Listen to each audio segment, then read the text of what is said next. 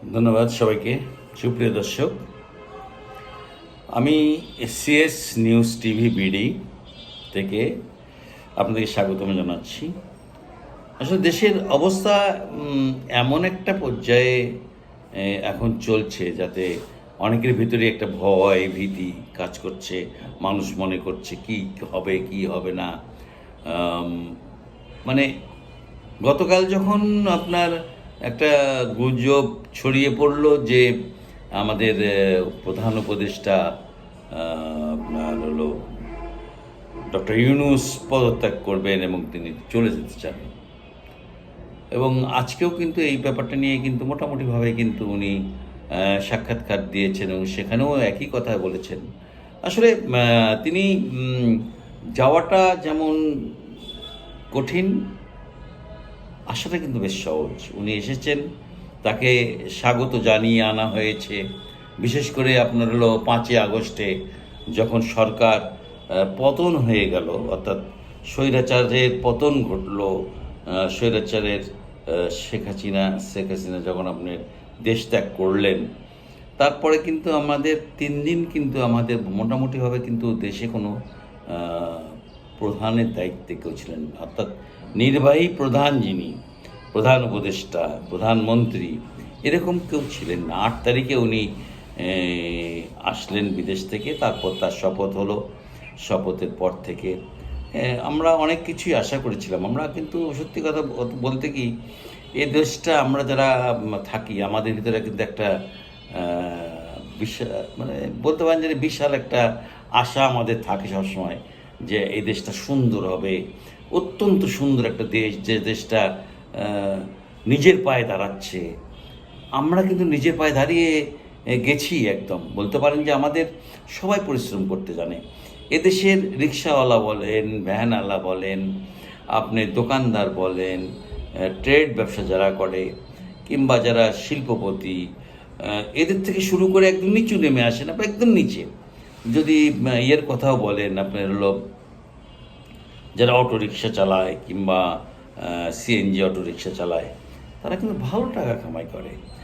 এই যে দেশে একটা অর্থনৈতিক যে স্বাভাবিক একটা অর্থনৈতিক গতি, এই গতিটা বেশ ভালোই, কিন্তু আমাদের এই ইনকামের টাকাগুলো কিন্তু ব্যাংক থেকে চুরি হয়ে গেছে। জানেন যে ব্যাংক, 7টা ব্যাংক থেকে কিন্তু টাকা চুরি করে নিয়ে এস আলম গ্রুপ পাকার পাহাড়। মানে এই একটা দেশ, যে দেশ থেকে টাকা চুরি করতেও সময় লাগে না, যে দেশ থেকে টাকা পাঠাতেও সময় লাগে না, যে দেশ থেকে ধনীরা আপনার কানাডার মতো জায়গায় গিয়ে বেগম পাড়া বানায়, সেই দেশে বসবাস করি আমরা। আমাদের কিন্তু দুঃখ অনেক, একেবারে যে দুঃখ নেই তা না, অনেক দুঃখ আমাদের। সেই দুঃখগুলো কিন্তু এই সব ব্যাপার নিয়ে। একটা দেশের স্বাধীন, আজকে স্বাধীন হয়েছে, সে 1971 সালে 16ই ডিসেম্বর আমরা বিজয় দিবসে বিজয় লাভ করেছি। আজকে 2025 সাল। আপনি চিন্তা করতে পারেন কত বছর একটা দেশের সাবালক হতে কত বছর লাগে। যদি আপনি সিঙ্গাপুরের কথা বলেন, সিঙ্গাপুর 1965 সালে সিঙ্গাপুরের অবস্থা খুব খারাপ ছিল। 1965 সালে যখন সেখানকার যে রাষ্ট্রপ্রধান ক্ষমতায় আসলেন, তিনি রাতারাতি একটা দেশকে বদলাননি, কিন্তু চেষ্টা করছেন এত দ্রুত যে সিঙ্গাপুর এখন বিশ্বের যে কোনো দেশকে আপনার হলো মানে চ্যালেঞ্জ করতে পারে। মালয়েশিয়ার যদি আপনি কথা বলেন, তাহলে মাহাথির মোহাম্মদের কথা বলতে পারেন। তিনি দেশটাকে কীভাবে সাজিয়েছেন, মাছ ধরার দেশ, মাছ বিক্রি করতো তারা। আর আমাদের দেশে সব আছে, গ্যাস আছে, তেল আছে, কয়লা আছে, এমন কোনো মিনারেলস নাই যা দেশে নেই। কিন্তু আমাদের দেশে মানুষ নেই।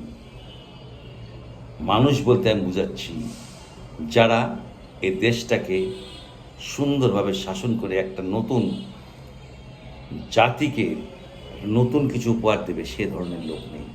সব চুরি করার লোক। হ্যাঁ, চুরি করে টাকা পাচার করে, নিজের ছেলে মেয়ে বউ বাচ্চাকে সব পাঠিয়ে দেয় বিদেশে। নিজে দেশে থাকে, টাকা পয়সা কামাই করে। কত নেবেন এরকম লোক?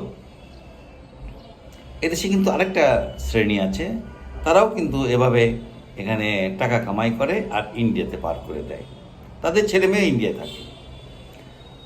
আবার মুসলমানদের ছেলে মেয়ে যাদের, তারা আমেরিকা, কানাডা, ইউরোপের বিভিন্ন দেশে থাকেন।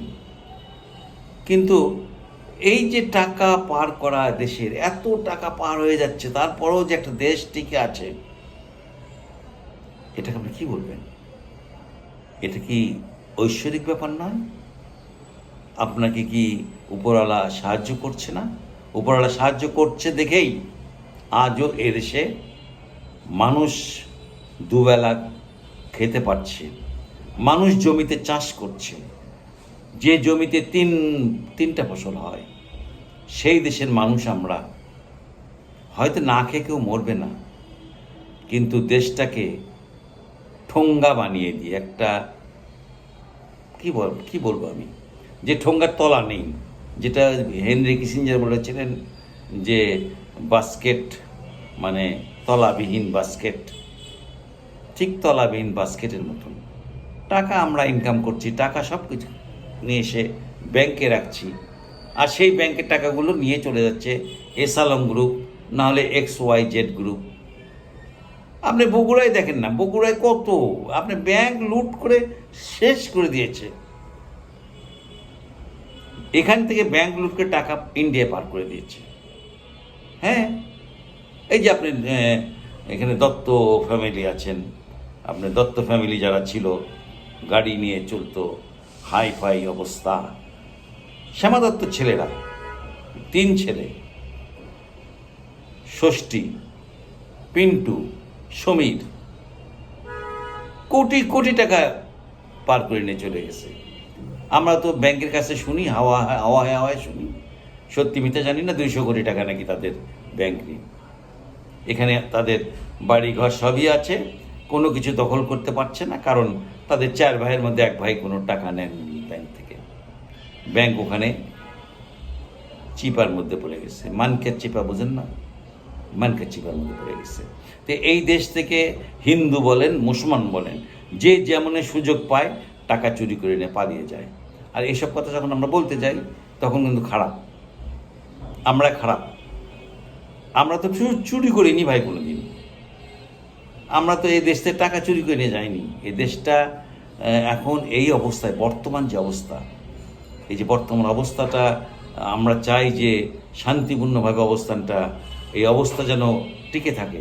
কারণ এই মুহূর্তে যে কথাটা উঠছে যে ইউনূস সাহেব পদত্যাগ করবেন, দেশের একটা অস্থিতিশীল পরিস্থিতি সৃষ্টি হতে পারে। দেশের মানুষ তো এরকম চায় না। আমরা কি সত্যি এরকম চাই? আমরা একটা সুন্দর দেশ চাই। এ দেশটা হবে আমার আপনার সবার।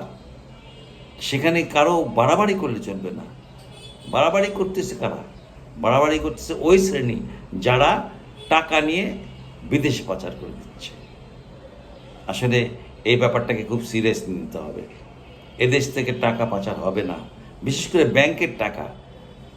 কেন এমডি বলে দিবে যে আপনি টাকা দিয়ে দেন? ইউসিবিএল ব্যাংকের একটা ঘটনা আমি জানি, এরকম এমডি, সে তখনকার এমডি 4 কোটি টাকা একজনকে দিতে বলছে কোনো ইয়ে ছাড়া, যে কারণে ব্যাংকের ম্যানেজারের চাকরি চলে গেছে। তো এই তো হলো অবস্থা।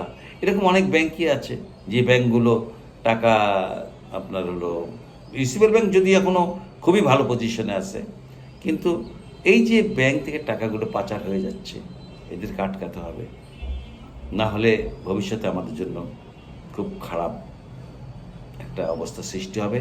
আর দেশের বর্তমান অবস্থাটা স্থিতিশীল হোক, আমরা আপনারা সবাই ভালো থাকি, উপরওয়ালার কাছে প্রার্থনা করেন যেন একটা সুন্দর দেশ গড়ে তুলতে পারি আমরা। ধন্যবাদ সবাইকে, ভালো থাকবেন, আমাদের সাথে থাকবেন। ধন্যবাদ।